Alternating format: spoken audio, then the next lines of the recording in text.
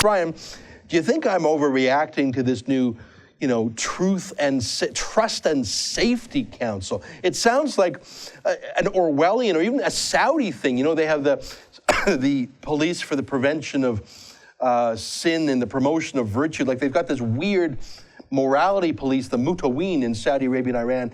This sounds like that, like the Trust and Safety Council. Say what?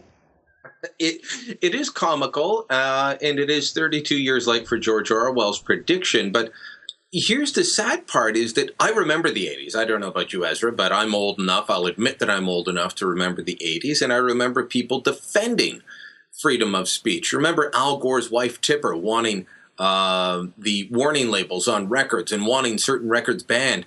Liberals would come out then and say, no, we can't have that. But that's not happening now. Now, granted, I will say there are liberals out there who are afraid of this, but who are upset about this. But the reason this is being done is to stay in progressive good books. Mm-hmm. Now, is an old-fashioned liberal the same as a progressive today? Probably not. Yeah.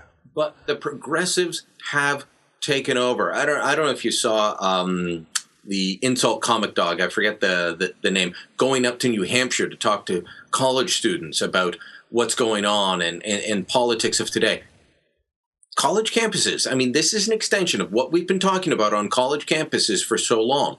The censorious nature of discourse today. You can't have a conversation without somebody saying, oh, I feel offended. Yeah. Look, Twitter can be rough. It can be brutal. There are things that have been said about me on Twitter that are likely actionable. Yeah. But guess what? It is still, it was a place full of freedom of speech. I'm not as in love with Twitter as you are. Yeah. I see it as a place where I can put out my work and people can take it or leave it. Sometimes they don't leave it. They decide they really don't like it and they let me have it.